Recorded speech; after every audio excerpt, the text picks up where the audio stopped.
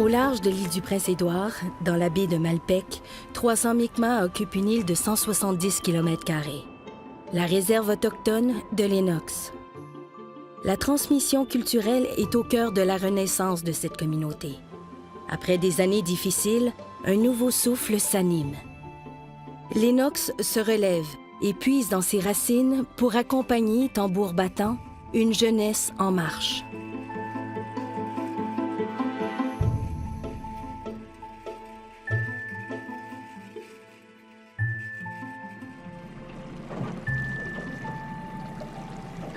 L'histoire Mi'kmaq sur la baie Malpec, là, ça remonte il y a des milliers d'années. Et aujourd'hui, on connaît ça et on en apprend plus au sujet par les traditions oraux et surtout par l'archéologie. Et c'est intéressant que dans l'archéologie, on voit l'importance des ressources marines. Et aujourd'hui, à la communauté, ça demeure vraiment une fondation de l'économie et de la vie de la communauté.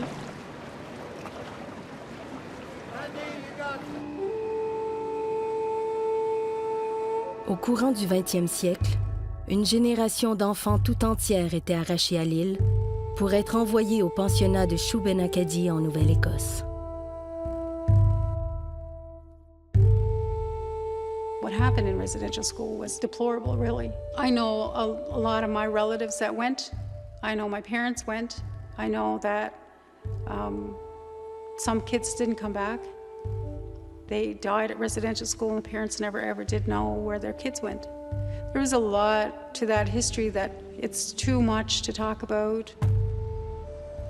The manifestation of the hurt and the pain, the shame that came with that time period has manifested itself in our community in terms of drug and alcohol abuse.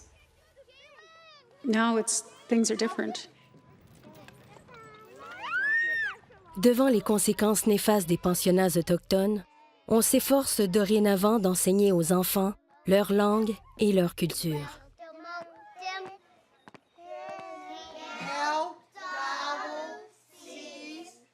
Les cours de langue, c'est très nécessaire pour leur identité autochtone, pour savoir ta langue. C'est un peu difficile pour le retenir parce que c'est pas parlé à la maison.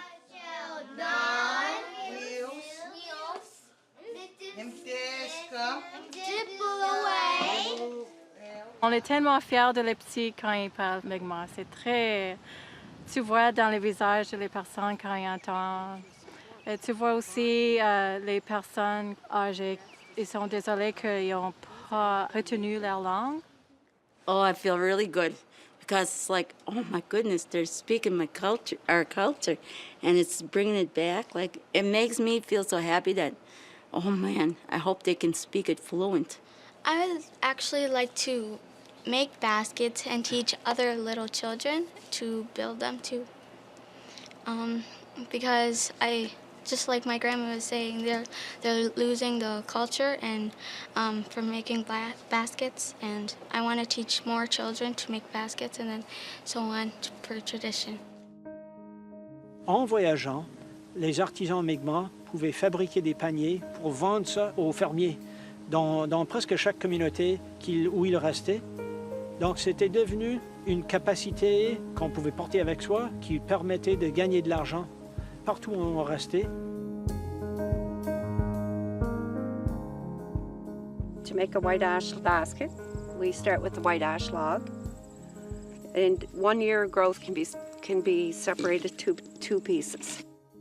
Then we're ready for making a basket. My grandfather and aunts and uncles all made baskets. The idea of like basket making, I thought, oh my God, I just couldn't picture me being a basket maker. But when I started making my first basket, I couldn't wait to finish the first one to get the second. And I actually dreamed about baskets. So I think I was meant to be there. I think my grandmother spirit was pushing me that way. And now I teach it. It's the Mi'kmaq tradition, and it's going to be lost if we don't start teaching.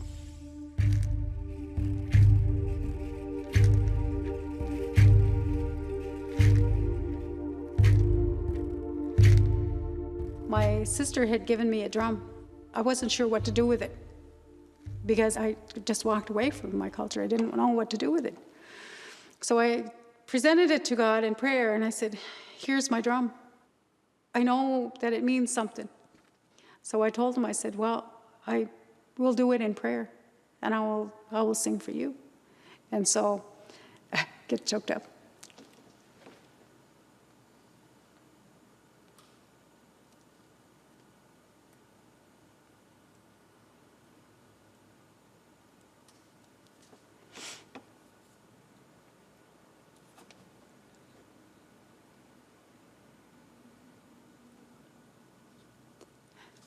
I guess my heart has always been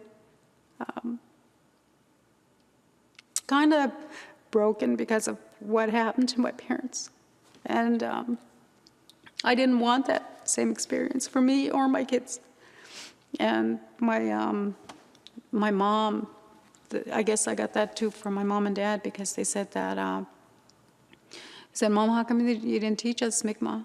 And she says, well, we decided when you guys were getting ready for school that we wouldn't, because we didn't want the same thing to happen to you for speaking your language because of residential school. All my people, this is for you. All my I took that drum when I received it, and just the first time I hit it, something happened in my heart. And I cried. I cried because it was kind of like a freeing moment. Yeah.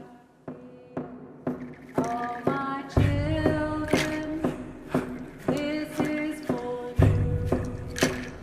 Father Earth and all the children.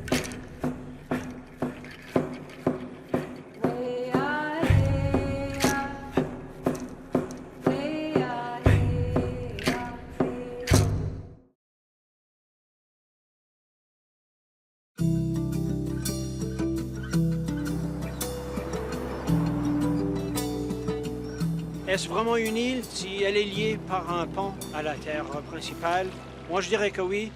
Sinon, Lennox n'est pas une île deux fois, parce qu'elle est reliée à une île qui est reliée à la terre par un autre pont. Donc, moi, je pense que oui.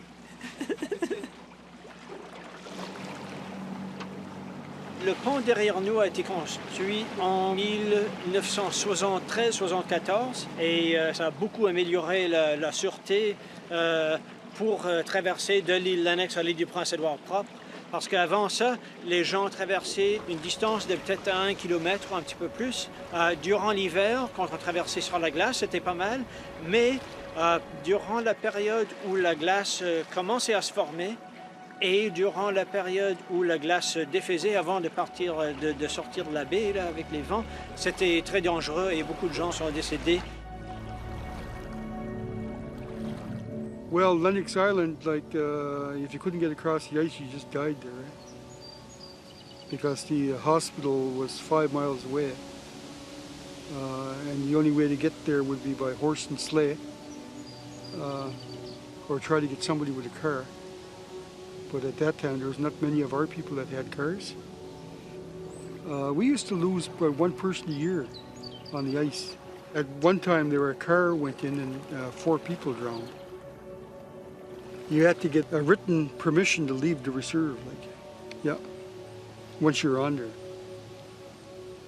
So it was very tough, and at that time in history, we were in the middle of nowhere, out of mind and out of sight, so they never saw the poverty of the Mi'kmaq people.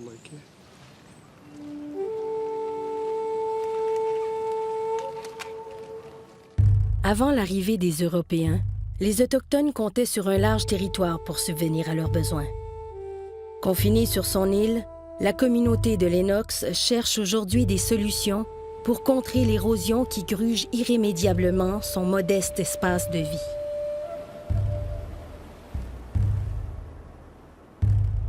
Because our property is finite, which is an island, and we have, in terms of planning for climate change, we can't build in certain areas. We have less and less land that we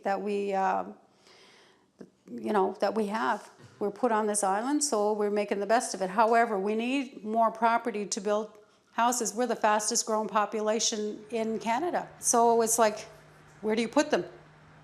When we say finite land, we also have finite resources. We have to think outside of the box in terms of how are we going to sustain our membership. Here we are, the government makes determinations and laws that affect us without consultation. So with that, we have to position ourselves to be able to take care of all membership. We can't stay here. We can't continue to just be thinking here. So that's where all these other properties, and we would like to have more property. Après la déportation des Acadiens, Samuel Holland a fait un arpentage, un très grand arpentage très précis pour l'époque de l'île du Prince-Édouard. Et dans cet arpentage, l'île Lennox n'a pas été incluse. Mais le fait que l'île Lennox n'était pas incluse dans cet arpentage, ça a joué un rôle dans le fait que c'est devenu en réserve. Beaucoup de gens de la communauté Mi'kmaq et des gens qui travaillaient auprès de la communauté avaient essayé de convaincre le gouvernement de créer de l'île, genre une réserve pour la communauté. Pendant longtemps, ça ne s'est pas fait, jusqu'à ce que Theophilus Stewart a demandé à un groupe de Londres qui s'appelait The Aborigines Protection Society, et eux, ils ont, pour le montant de 400 livres, ils ont acheté l'île Lennox pour l'emploi de la communauté Mi'kmaq. Donc, c'était vraiment en 1870 que c'est devenu, si on veut, la propriété de la communauté. Mais c'était juste, ça a continué comme ça jusqu'en 1912 où c'est devenu une réserve légale dans le sens qu'on le connaît aujourd'hui.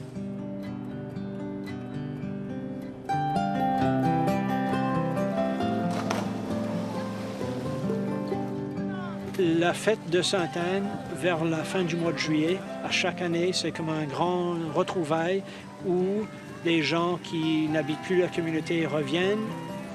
Dans la société traditionnelle, les grands-mères avaient une grande importance pour les Mi'kmaq. Et quand ils ont adopté la chrétienté, on pense que c'est pour ça que Sainte-Anne est devenue la sainte patronne du peuple Mi'kmaq. J'étais adoptée quand j'étais 16 mois. J'étais élevée à la ville de Québec, dans une famille non autochtone. Ma culture n'était pas importante. Le portrait que moi j'avais quand grandir de la culture d'Indienne, c'était mauvais. Je ne voulais pas m'identifier d'être d'Indienne, mais j'ai rencontré beaucoup d'aînés qui m'ont donné beaucoup d'avis, d'être fiers de moi. Quand j'ai fait mon éducation à l'université de UPEI, c'était my dream come true, mon rêve serait réalisé si j'enseignais à une école d'Autochtones. Ça, c'était mon but. Je suis ici depuis ce temps-là et je ne voudrais pas partir. Mais but de voir que les enfants ils peuvent partir d'ici, sentir confiants puis fiers d'être autochtones. Lennox inculque à sa jeunesse l'importance de cultiver la terre. Un jardin sacré devient un terreau fertile pour assurer la transmission d'un mode de vie.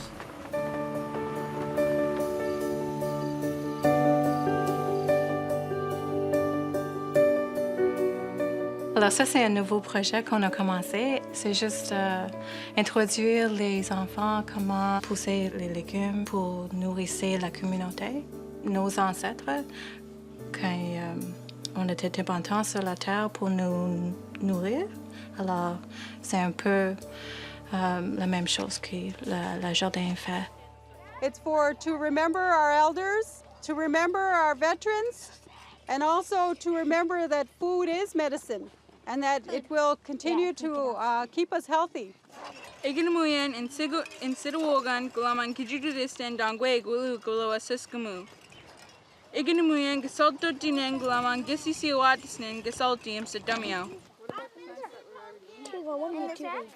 Vous voyez les boîtes et ça, c'est on va les planter les légumes. Et ça appartient à toutes les différentes organisations qui sont à l'annexe. Alors l'école, l'église, le centre de santé et aux familles et les aînés.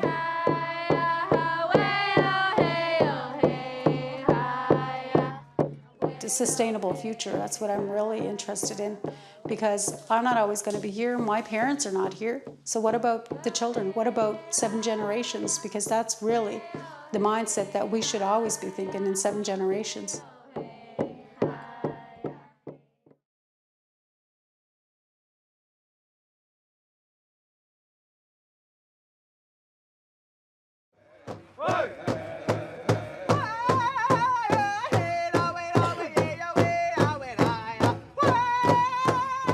Aujourd'hui, les tambours résonnent à nouveau sur l'île Lennox, comme autant de signes d'une vitalité renouvelée.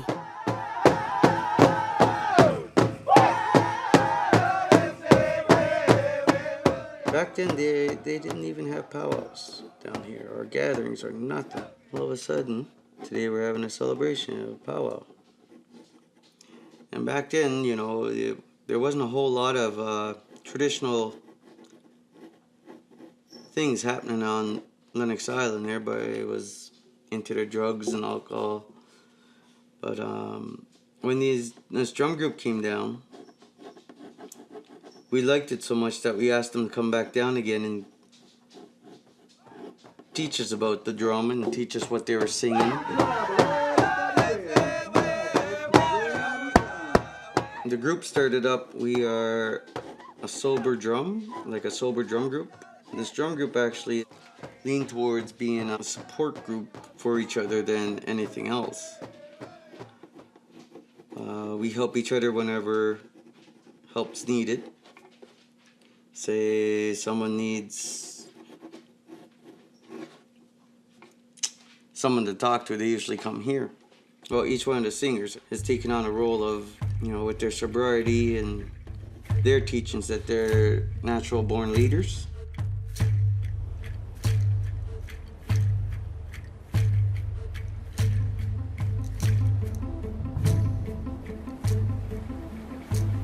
Malpec, ça veut dire l'eau qui est peu profonde. Il y a des endroits presque au milieu de la baie où l'eau a juste 5 ou 10 pieds de profond. C'est une des grandes raisons pour laquelle la baie est connue pour les huîtres. La décision Marshall par la Cour suprême du Canada en 1999 accordait aux Autochtones le droit à la pêche commerciale. Aujourd'hui, la majorité de la flottille est gérée par le Conseil de bande. À peu près 6 ans passés, j'ai eu une offre de venir ici pour mentorer, enseigner du monde de la Première Nation. Et puis, ça va bien pour moi. J'ai traîné, ça c'est mon 4e. Ça donne une bonne feeling, I guess, d'apprendre au monde. La préparation, la navigation, tout l'équipement. Il est jeune, puis lui aussi a des aspirations, avoir son bateau puis faire la pêche lui-même. I just got home from out west. I've been in Alberta for the last 2 years, working on my heavy-duty mechanic ticket. And then I recently got laid off, so I came home and, well, fishing's always been a part of my life. You want to blow up the screen some? And I put a lot more trust in my mentor training me, because whenever he's not around, I gotta use what he taught me to keep a paycheck coming in, because it's not necessarily easy finding the lobster, so. Ouais, ça va prendre de l'expérience, ça va prendre des grandes journées. Ça. Hey, il est jeune, puis il est excité, puis il croit qu'il peut le faire. Et puis il y a de l'enthousiasme. Je sais pas quoi faire. Une des premières journées, ça chantait, ça dansait partout, là, puis après un bout de temps, j'ai dit, hey, sauf qu'il y a une énergie, là, la journée, rien qu'un corps passé. c'est leur droit. Ils ont tout le temps fait de la pêche d'une manière ou l'autre. Et puis à ce temps, ils sont juste commerciaux. Et puis ils se défendent bien. C'est drôle, ce que c'est que moi, j'en train de faire de quoi que eux faisaient à nous autres 300, 400 ans passés. Ou ce que c'est que les Acadiens du vieux temps-là, ou ce que c'est qu'ils passaient le premier hiver, par exemple, puis ils arrêtaient de mourir, les Indiens. Ils les ont bien pris garde, puis à ça, je fais ma part.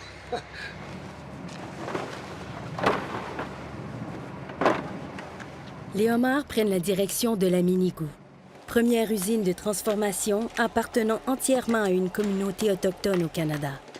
Source de fierté indéniable, l'usine représente également un levier économique important pour Lennox. See how you guys are doing? Yeah, great. Lots of chopping. Lots of chopping. Our Minigo is like a gold mine. Everybody benefits. Everybody gets their EI hours. They make extra money. I think they get more money than the welfare system of Lennox Island. I think that, and I can see they're buying things new for their kids and stuff like that. So everybody benefits. Yes, everybody enjoys that. Everybody's starting to. It's theirs. The belonging is there. So that's a good thing. Yeah, and we have other First Nations from other First Nations like Nova Scotia, New Brunswick, that come here and work.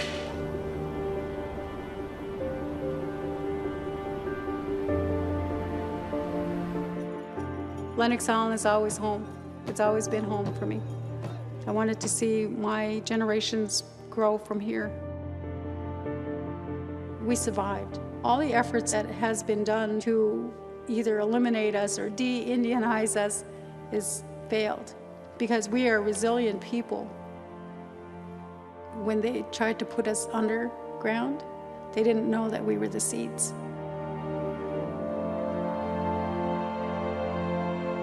Un peuple avance, la tête haute, les pieds bien ancrés. Lennox est animé par la volonté de se réapproprier et d'affirmer haut et fort une culture jadis menacée. Des travailleurs fiers de leur labeur. Des aînés engagés à soutenir la prochaine génération. Et une jeunesse, les mains dans la terre, renouant avec ses racines, portée par l'espoir collectif d'un avenir meilleur.